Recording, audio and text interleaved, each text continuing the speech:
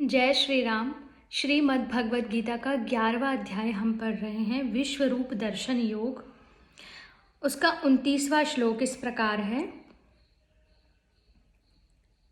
यथा प्रदीप्तं ज्वलनं पतंगा विशन्ति नाशाय समृद्ध वेगः तथैव नाशाय विशन्ति लोकास्तवापि वक्त्राणि समृद्ध वेगः।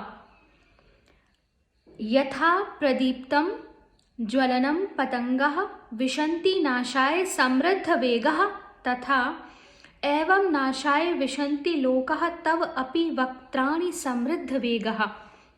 अर्थात जैसे पतंग मोहवश नष्ट होने के लिए पतंगा प्रज्वलित अग्नि में अति वेग से दौड़ते हुए प्रवेश करते हैं, वैसे ही ये सब लोग भी अपने नाश के लिए आपके मुखों में अति वेग से दौड़ते हुए प्रवेश कर रहे हैं।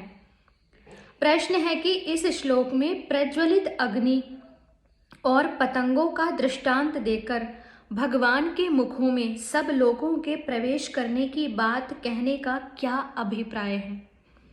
उत्तर है कि इस श्लोक में पिछले श्लोक में बतलाए हुए भक्तों से भिन्न उन समस्त साधारण लोगों के प्रवेश का वर्णन किया गया है जो इच्छा पूर्वक युद्ध करने के लिए आए थे।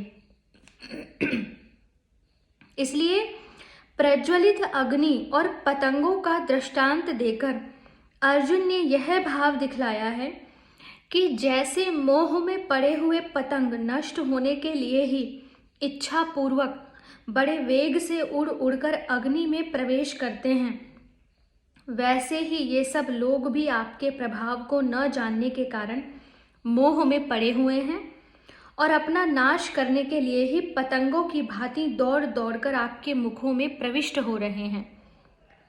दोनों सेनाओं के लोगों के प्रवेश का दृष्टांत द्वारा वर्णन करके अब उन लोगों को भगवान किस प्रकार नष्ट कर रहे हैं, इसका वर्णन किया जाता है श्लोक संख्या 30 में।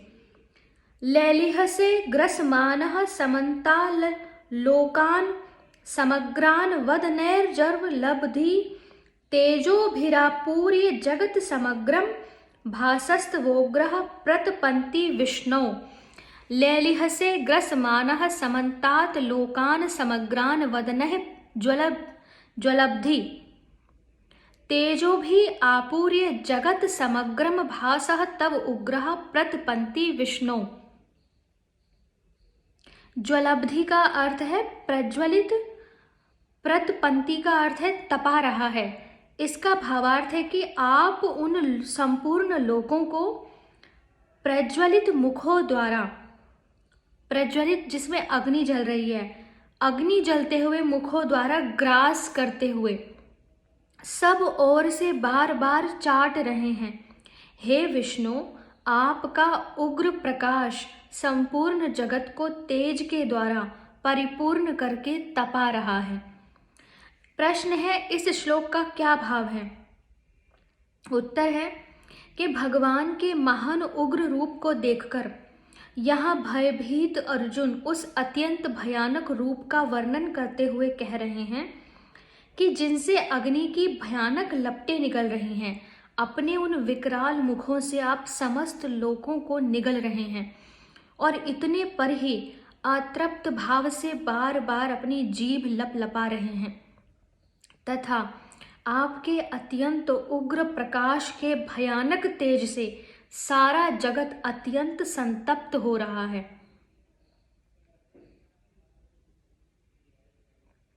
अर्जुन ने तीसरे और चौथे श्लोकों में भगवान से अपने ऐश्वर्यमय रूप का दर्शन कराने के लिए प्रार्थना की थी।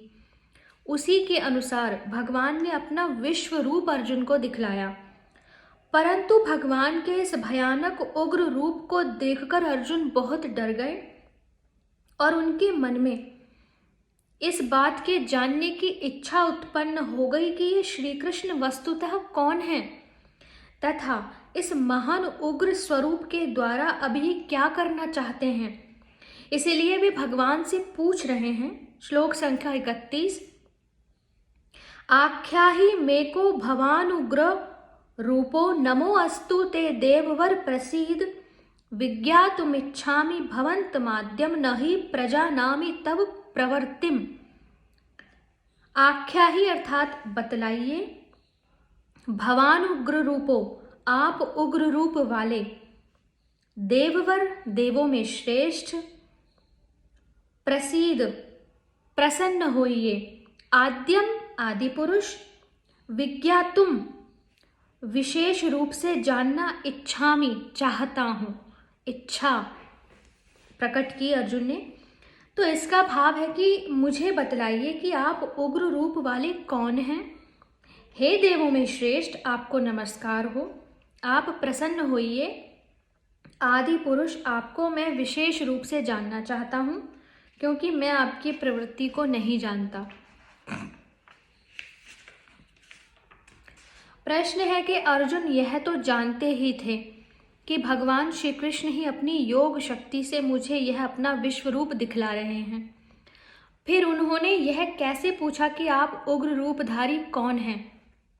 उत्तर है कि अर्जुन इतना तो जानते थे कि यह उग्र रूप श्री कृष्ण का ही है, परंतु इस भयंकर रूप को देखकर उनके मन में यह जानने की इच्छा हो गई कि यह श्री कृष्ण वस्तुतः हैं कौन, जो इस प्रकार का भयंकर रूप भी धारण कर सकते हैं। इसलिए उन्होंने यह भी कहा है कि आप आदि पुरुष को मैं विशेष रूप से जानना चाहता हूं। प्रश्न है कि देववर संबोधन देकर भगवान को नमस्कार करने का और प्रसन्न होने के लिए कहने का क्या अभिप्राय है। इसका उत्तर है कि जो देवताओं में सर्वश्रेष्ठ हो उसे देववर कहते हैं। अतः भगवान को देववर नाम से संबोधित करके अर्जुन उनके ईश्वरत्व को व्यक्त करके उनको नमस्कार कर रहे हैं, तथा उनके भयानक रूप को देखकर अर्जुन भयभीत हो गए थे, अतः उनसे प्रसन्न होने की प्रार्थना कर रहे हैं। प्रश्न है, आपकी प्रवृत्ति को मैं नहीं जानता, इस कथन का क्या अभिप्राय है। उत्तर है, इससे अर्जुन ने यह भाव दिखलाया है कि यह इतना भयंकर रूप जिसमें कौरव पक्ष के और हमारे प्रायः सभी योद्धा प्रत्यक्ष नष्ट होते दिखाई दे रहे हैं, आप मुझे किस लिए दिखला रहे हैं, तथा अब निकट भविष्य में आप क्या करना चाहते हैं, इस रहस्य को मैं नहीं जानता। अतएव अब आप कृपा करके इसी रहस्य को खोलकर बतलाइए। इस प्रकार अर्जुन के पूछने पर भगवान अपने उग्र रूप धारण करने का कारण बतलाते हुए प्रश्नानुसार उत्तर देते हैं। श्री भगवानुवाच, भगवान क्या कहते हैं। श्लोक संख्या 32। कालो अस्मि लोकक्षय कृत प्रवर्धो लोकान समाहर्तुमिह प्रवृत्तः ऋते अपि त्वां न भविष्यन्ति सर्वे ये अवस्थिताः प्रत्यनीकेषु योधाः। कालः अस्मि लोकक्षयकृत प्रवर्धः लोकान् समाहर्तुम् इह प्रवृत्तः ऋते अपि त्वां न भविष्यन्ति सर्वे ये अवस्थिताः प्रत्यनीकेषु योधाः। श्री भगवान बोले, मैं लोकों का नाश करने वाला बढ़ा हुआ महाकाल हूँ। इस समय इन लोकों को नष्ट करने के लिए प्रवृत्त हुआ हूँ। इसलिए जो प्रतिपक्षियों की सेना में स्थित योद्धा लोग हैं वे सब तेरे बिना भी नहीं रहेंगे, अर्थात तेरे युद्ध न करने पर भी इन सब का नाश हो जाएगा। प्रश्न है, मैं लोकों का नाश करने वाला बढ़ा हुआ काल हूँ, इस कथन का क्या अभिप्राय है। उत्तर है कि इस कथन से भगवान ने अर्जुन के पहले प्रश्न का उत्तर दिया है, जिसमें अर्जुन ने यह जानना चाहा था कि आप कौन हैं। भगवान के कथन का अभिप्राय यह है कि मैं संपूर्ण जगत का सृजन, पालन, संहार करने वाला साक्षात परमेश्वर हूँ। अतएव इस समय मुझको तुम इन सब का संहार करने वाला साक्षात काल समझो। प्रश्न है, इस समय मैं इन लोकों को नष्ट करने के लिए प्रवृत्त हुआ हूँ, इस कथन का क्या अभिप्राय है। उत्तर है, इस कथन से भगवान ने अर्जुन के उस प्रश्न का उत्तर दिया है जिसमें अर्जुन ने यह कहा था कि मैं आपकी प्रवृत्ति को नहीं जानता। भगवान के कथन का अभिप्राय यह है कि इस समय मेरी सारी चेष्टाएं इन सब लोगों का नाश करने के लिए ही हो रही हैं। यही बात समझाने के लिए मैंने इस विराट रूप के अंदर तुझको सबके नाश का भयंकर दृश्य दिखलाया है। प्रश्न है कि जो प्रतिपक्षियों की सेना में उपस्थित योद्धा लोग हैं वे तेरे बिना भी नहीं रहेंगे। इस कथन का क्या अभिप्राय है? उत्तर है कि इस कथन से भगवान ने यह दिखलाया है कि गुरु, ताऊ, चाचे, मामे, भाई आदि आत्मीय स्वजनों को युद्ध के लिए तैयार देखकर तुम्हारे मन में जो कायरता का भाव आ गया है और उसके कारण तुम जो युद्ध से हटना चाहते हो, यह उचित नहीं है। क्योंकि यदि तुम युद्ध करके इनको न भी मारोगे तब भी ये बचेंगे नहीं, इनका तो मरण ही निश्चित है। जब मैं स्वयं इनका नाश करने के लिए प्रवृत्त हूं तब ऐसा कोई भी उपाय नहीं जिससे इनकी रक्षा हो सके। इसलिए तुमको युद्ध से हटना नहीं चाहिए। तुम्हारे लिए तो मेरी आज्ञा के अनुसार युद्ध में प्रवृत्त होना ही हितकर है। प्रश्न है कि अर्जुन ने तो भगवान के विराट रूप में अपने और शत्रु पक्ष के सभी योद्धाओं को मरते देखा था, फिर भगवान ने यहाँ केवल कौरव पक्ष के योद्धाओं की बात कैसे कही? इसका उत्तर है कि अपने पक्ष के योद्धा गणों का अर्जुन के द्वारा मारा जाना संभव नहीं। अतएव तुम न मारोगे तो भी वे मरेंगे ही, ऐसा कथन उनके लिए उचित नहीं बनता। इसलिए भगवान ने यहाँ केवल कौरव पक्ष के वीरों के विषय में कहा। इसके सिवा अर्जुन को उत्साहित करने के लिए भी भगवान के द्वारा ऐसा कहा जाना युक्ति संगत है। भगवान मानो यह समझा रहे हैं कि शत्रु पक्ष के जितने भी योद्धा हैं वे सब एक तरह से मरे ही हुए हैं, उन्हें मारने में तुम्हें कोई परिश्रम नहीं करना पड़ेगा। इस प्रकार अर्जुन के प्रश्न का उत्तर देकर अब भगवान 2 श्लोकों द्वारा युद्ध करने में सब प्रकार से लाभ दिखलाकर अर्जुन को युद्ध के लिए उत्साहित करते हुए आज्ञा देते हैं। श्लोक संख्या 33।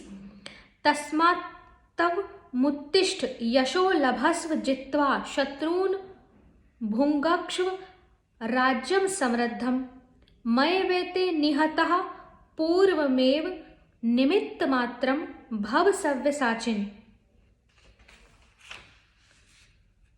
अतएव तू उठ, यश प्राप्त कर और शत्रुओं को जीतकर धन धान्य से संपन्न राज्य को भोग। ये सब शूरवीर पहले से ही मेरे ही द्वारा मारे हुए हैं। हे सव्यसाचिन, तू तो केवल निमित्त मात्र बन जा।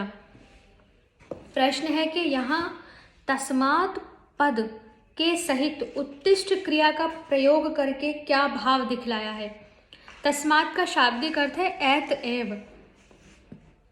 उत्तर है कि तस्मात् के साथ उत्तिष्ठ क्रिया का प्रयोग करके भगवान ने यह भाव दिखलाया है कि जब तुम्हारे युद्ध न करने पर भी ये सब नहीं बचेंगे, निःसंदेह मरेंगे ही, तब तुम्हारे लिए युद्ध करना ही सब प्रकार से लाभप्रद है। अतएव तुम किसी प्रकार से भी युद्ध से हटो मत, उत्साह के साथ खड़े हो जाओ। प्रश्न है, यश लाभ करने और शत्रुओं को जीतकर समृद्ध राज्य भोगने के लिए कहने का क्या अभिप्राय है? उत्तर है कि इससे भगवान ने यह भाव दिखलाया है कि इस युद्ध में तुम्हारी विजय निश्चित है। अतएव शत्रुओं को जीतकर धन धान्य से संपन्न महान राज्य का उपभोग करो और दुर्लभ यश प्राप्त करो। इस अवसर को हाथ से न जाने दो। प्रश्न है, सव्यसाचिन नाम से संबोधित करके यह कहने का क्या अभिप्राय है कि ये पहले से ही मेरे द्वारा मारे हुए हैं, तुम तो केवल निमित्त मात्र बन जाओ। उत्तर है, जो बाएं हाथ से भी बाण चला सकता हो उसे सव्यसाची कहते हैं।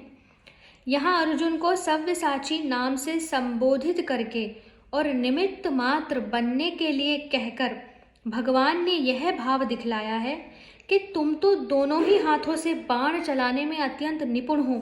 तुम्हारे लिए इन शूरवीरों पर विजय प्राप्त करना कौन सी बड़ी बात है। फिर इन सबको तो वस्तुतः तुम्हें मारना ही क्या पड़ेगा। तुमने प्रत्यक्ष देख ही लिया कि सब के सब मेरे द्वारा पहले ही से मारे हुए हैं। तुम्हारा तो सिर्फ नाम भर होगा। अतएव अब तुम इन्हें मारने में जरा भी हिचको मत। मार तो मैंने रखा ही है, तुम तो केवल निमित्त मात्र बन जाओ।